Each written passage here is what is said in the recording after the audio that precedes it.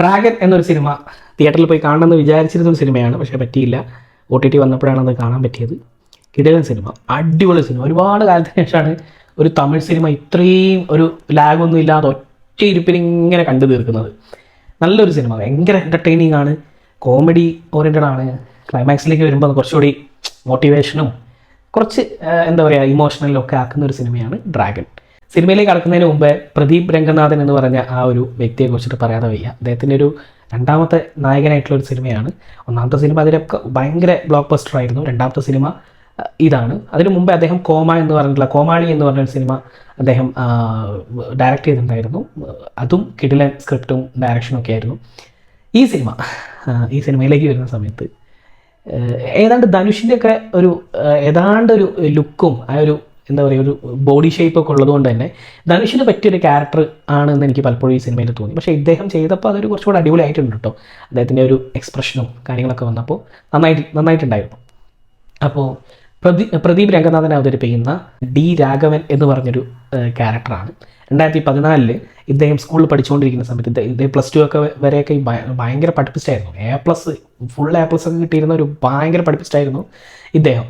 അങ്ങനെ അദ്ദേഹത്തിന് ആ +2 വെച്ചിട്ട് ഒരു തേപ്പ് കിട്ടുകയാണ്. അദ്ദേഹത്തിന് ഇഷ്ടപ്പെട്ട ഒരു പെൺകുട്ടിയെ അദ്ദേഹം പ്രപ്പോസ് ചെയ്ത സമയത്ത് അവൾ റിജക്റ്റ് ചെയ്യാണ്. അപ്പോൾ അത് റിജക്റ്റ് ചെയ്യാനുള്ള കാരണം എന്ന് വെച്ചാൽ ഇവൻ ഓവർ നന്നായിപ്പോയി, ഇവൻ ഭയങ്കര പെർഫെക്റ്റ് ആയിട്ടുള്ള ഒരാളാണ്. അപ്പോൾ ഇവൾക്ക് ഇഷ്ടം പ്രപ്പോസ് ചെയ്ത ആ പെണ്ണിന് ഇഷ്ടം കുറച്ചുകൂടി ബാഡ് ബോയ്സിനെയാണ്. അപ്പോൾ എങ്ങനെയെങ്കിലും ബാഡ് ബോയ് ആവണം എന്നുള്ളൊരു ആഗ്രഹത്തിലാണ് ഈ രഘുവരൻ പിന്നീട് ഡി രഘുവരൻ എന്നുള്ളത് ഡ്രാഗൺ എന്നുള്ളൊരു ചുരുക്കപ്പേരിലേക്ക് മാറ്റിയിട്ട് എന്താ പറയുക അദ്ദേഹം ഒരു എഞ്ചിനീയറിംഗ് കോളേജിൽ 48 അരിയറൊക്കെ വാങ്ങിയിട്ട് എന്താ പറയുക കോളേജിൽ നിന്ന് പുറത്താക്കുന്ന രീതിയിലുള്ള പരിപാടികൾ ചെയ്യുന്നത്. അത്രയും വേഴ്സ്റ്റ് സ്റ്റുഡൻറ്റ്, എല്ലാവരെയും എന്താ പറയുക വെറുപ്പിക്കുന്നൊരു കഥാപാത്രം. ഒരു കാമുകിയുണ്ട്, അനുപമ പരമേശ്വരൻ അവതരിപ്പിക്കുന്ന ഒരു കാമുകി. അപ്പോൾ അവളൊക്കെ ഇഷ്ടമാണെങ്കിൽ പോലും എന്താ പറയുക ആ കോളേജ് സമയത്തൊന്നും വലിയൊരു ആ ഇഷ്ടവും എന്തുകൊണ്ടാണ് ഇഷ്ടം ആ ഒരു ഫാൻറ്റസി വേൾഡിലായിരിക്കും ആ ഒരു ലവ് റിലേഷൻഷിപ്പ് എന്ന് പറയുന്നത്. അതുകൊണ്ട് അവൾക്ക് അന്നേരം മനസ്സിലായില്ല. സുഹൃത്തുക്കളാണെങ്കിലൊക്കെ അയാൾ സപ്പോർട്ട് ചെയ്തുകൊണ്ടിരുന്നു.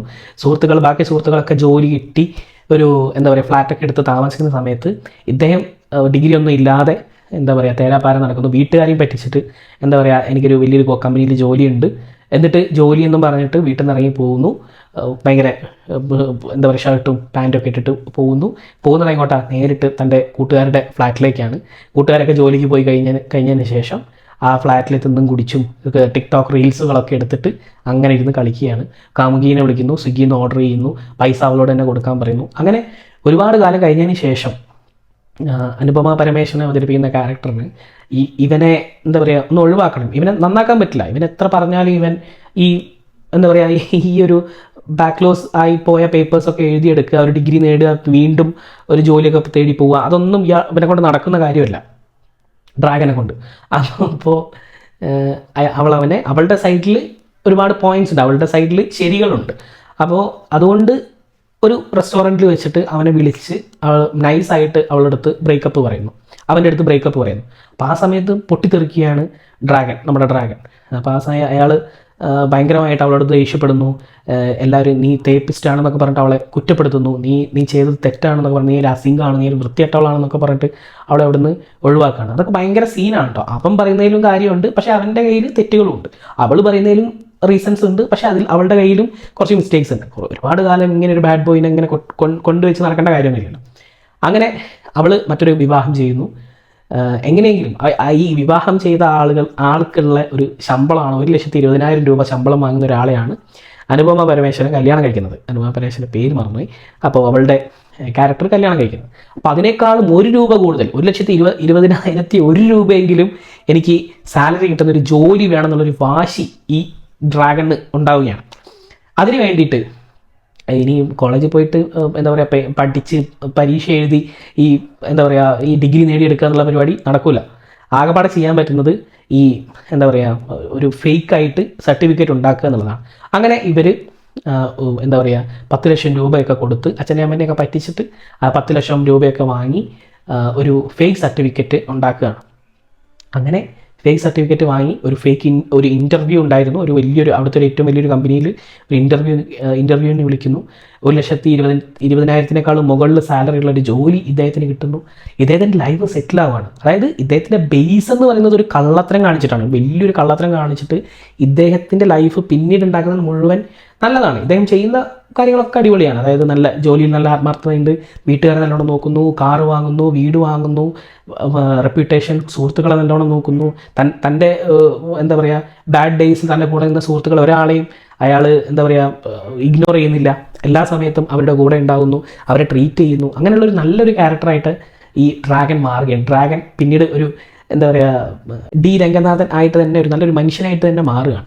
ഈ സമയത്താണ് ഇദ്ദേഹം പഠിപ്പിച്ചിരുന്ന കോളേജിലെ പ്രിൻസിപ്പൾ മിഷ്കിൻ അവതരിപ്പിക്കുന്ന ഒരു ക്യാരക്ടറായിട്ട് ഒരു അവിചാരിതമായിട്ടൊരു ട്രാഫിക് സിഗ്നലിൽ വെച്ചിട്ട് ഇദ്ദേഹത്തിനെ കാണുന്നത്. അപ്പോൾ ഇയാൾക്ക് മനസ്സിലാവുന്നു ഇയാളുണ്ടാക്കിയത് ഒരു ഫേക്ക് സർട്ടിഫിക്കറ്റിൻ്റെ മേലിലാണ് ഇദ്ദേഹം ജോലി നേടുന്നത്, ഇദ്ദേഹം വലിയ ശമ്പളം വാങ്ങിയിട്ട് വർക്ക് ചെയ്യുന്നത്. തന്നെയും തൻ്റെ കോളേജിനെയും ഒക്കെ എന്താ പറയുക കുറ്റം പറഞ്ഞ് എന്താ പറയുക തെറി പറഞ്ഞ് ഇറങ്ങിപ്പോയൊരു വേസ്റ്റ് സ്റ്റുഡൻറ്റിനെ എങ്ങനെയെങ്കിലും ഒരു പാഠം പഠിപ്പിക്കണം എന്നുള്ളത് മാത്രമായിരുന്നില്ല മിഷ്കിൻ്റെ ആ ഒരു പ്രിൻസിപ്പളുടെ ഉദ്ദേശം എന്ന് പറയുന്നത്. ഒരുപാട് സ്റ്റുഡൻസുകൾ കഷ്ടപ്പെട്ട് പഠിക്കുന്നവരുണ്ട്, കഷ്ടപ്പെട്ട് ജോലി ചെയ്ത് പാർട്ട് ടൈം ജോലിയൊക്കെ ചെയ്തിട്ടും ലോണൊക്കെ എടുത്തിട്ട് പഠിക്കുന്നവരുണ്ട്. അപ്പോൾ അവരെയൊക്കെ വെച്ച് നോക്കുന്ന സമയത്ത് ഇദ്ദേഹം ഈസി ആയിട്ട് ഒരു ഡിഗ്രി സർട്ടിഫിക്കറ്റ് ഉണ്ടാക്കി എല്ലാ തല്ലുള്ളിത്തരവും കളിച്ചുകൊണ്ട് ഒരു ഈസി ആയിട്ടൊരു സർട്ടിഫിക്കറ്റ് വാങ്ങി ജോലി നേടി. പക്ഷെ അപ്പം ജെന്യൂനായിട്ട് പഠിക്കുന്നവരുടെ കാര്യം എങ്ങനെ അവരടുത്ത് അവർക്കും വേണ്ട ഒരു നീതി എന്നുള്ള ലെവലിൽ പ്രിൻസിപ്പളും ഈ രംഗനാഥൻ്റെ അടുത്ത് പോയി സംസാരിക്കുന്നു. നീ പോകുന്ന വഴിയെന്ന് പറയുന്നത് തെറ്റാണ്, നീ തീർച്ചയായിട്ടും 48 അരിയേഴ്സും ഈ 3 മാസം കൊണ്ട് എഴുതിയെടുക്കണം എന്നൊക്കെ പറയുന്നു. അപ്പോഴേക്കും ഇദ്ദേഹത്തിൻ്റെ കല്യാണവും എന്താ പറയുക ഭയങ്കര സുന്ദരിയായിട്ടുള്ളൊരു പെൺകുട്ടീനെയൊക്കെ കല്യാണമൊക്കെ ഉറപ്പിച്ചിട്ടുണ്ട്. കായതു നായിഡുവിനൊക്കെയാണ്. കായതു എന്ന് പറഞ്ഞിട്ടൊരു ആക്ട്രസ്സാണ്, സൂപ്പർ ഹോട്ട് ആക്ട്രസ്. അപ്പോൾ അത്രയ്ക്കൊരു അടിപൊളിയൊരു ലൈഫാണ് അദ്ദേഹത്തിന് കിട്ടുന്നത്. പിന്നീട് അദ്ദേഹത്തിന് ഉണ്ടാകുന്ന മാറ്റം, അദ്ദേഹം വീണ്ടും 3 മാസത്തെ ഒരു ക്ലാസ്സിലിരുന്ന് പഠിക്കാനായിട്ട് കോളേജിലേക്ക് തിരിച്ച് പോകുന്നതും അദ്ദേഹത്തിൻ്റെ അരിയേഴ്സൊക്കെ എഴുതിയെടുക്കാൻ വേണ്ടി ശ്രമിക്കുന്നതും, അതിൻ്റെ ഇടയ്ക്ക് അദ്ദേഹത്തിൻ്റെ ജോലി, അദ്ദേഹത്തിൻ്റെ കാമുകി, അദ്ദേഹത്തിൻ്റെ ലൈഫ് ഒക്കെ തിരിച്ചു പിടിക്കാൻ വേണ്ടി ശ്രമിക്കുന്നതും ഒക്കെയാണ് ഈ ഒരു സിനിമ എന്ന് പറയുന്നത്. തീർച്ചയായിട്ടും നിങ്ങൾ കണ്ടു നോക്കുക. ഒരുപാട് ചിരിക്കാം, ഏറ്റവും ഒടുവിലേക്ക് ഒരുപാട് ചിന്തിക്കാം, ഏറ്റവും അവസാനത്തേക്ക് ഇദ്ദേഹം ചെയ്തത് ഇങ്ങനെ ചെയ്യേണ്ടിയിരുന്നില്ല, പക്ഷേ ഇദ്ദേഹം ചെയ്തത് ശരിയാണ് എന്നുള്ള ലെവലിലേക്ക് എത്തുന്ന രീതിയിലുള്ളൊരു ക്ലൈമാക്സും എനിക്ക് ഭയങ്കര ഇഷ്ടപ്പെട്ടു ഈ ഒരു സിനിമ. അദ്ദേഹത്തിൻ്റെ ഒരു ഭയങ്കര ബ്ലോക്ക് ബസ്റ്റർ ഹിറ്റായിരുന്നു എന്നൊക്കെ ഞാൻ ഒരുപാട് റീൽസിലൊക്കെ കണ്ടു. പക്ഷെ അന്ന് എന്തോ ശരിക്കും അങ്ങനത്തെ സിനിമകളൊക്കെ ഇറങ്ങുന്ന സമയത്ത് നമ്മൾ ആ ഒരു സമയത്ത് തന്നെ ആ ഒരു വീക്ക് തന്നെ പോയി കാണണം. എനിക്കെന്തോ ഒരു വീക്ക് കഴിഞ്ഞ് കഴിഞ്ഞാൽ പിന്നെയും ആ ഒരു സിനിമ പോയി കാണാനുള്ള ഒരു ത്രില്ല് അങ്ങനെ നഷ്ടപ്പെടും. പിന്നെ OTT വരുന്നതും വെയിറ്റ് ചെയ്തുകൊണ്ടിരിക്കും. അപ്പോൾ നിങ്ങൾ തീർച്ചയായിട്ടും കാണുക, അടിപൊളി സിനിമയാണ് ഡ്രാഗൺ. നാളെ മറ്റൊരു എപ്പിസോഡിൽ മറ്റൊരു അടിപൊളി സിനിമയായിട്ട് വരാം.